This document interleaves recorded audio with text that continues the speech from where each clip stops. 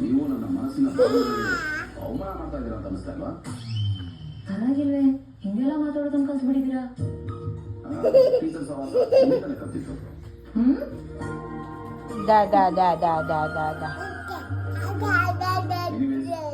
Congratulations ಒಂದ್ಸಗೆ. ದಿನ ಅದಕ್ಕೆ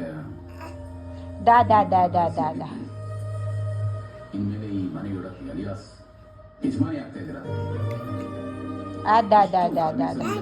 ಇಂಥದ್ದೊಂದು ದೊಡ್ಡ ಜವಾಬ್ದಾರಿ ಸಿಕ್ಕಿರೋದಕ್ಕೆ, ಪ್ರಮೋಷನ್ ಆಗಿರೋದಕ್ಕೆ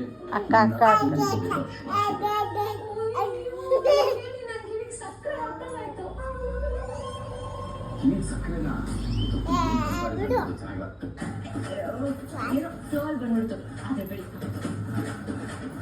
ಒಂದಂತೂ ಒಪ್ಕೊಳ್ಬೇಕು, ಇವತ್ತು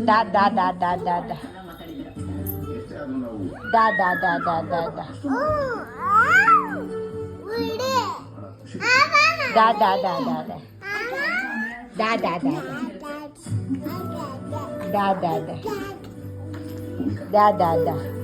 ನಿಮ್ ಬಗ್ಗೆ ಖುಷಿಯಾಗೋ ವಿಷಯ ಏನು ಗೊತ್ತಾ? ನೀವು ಮನೆಯನ್ನ ತುಂಬಾ ಚೆನ್ನಾಗಿ ನೋಡ್ಕೊತೀರಾ.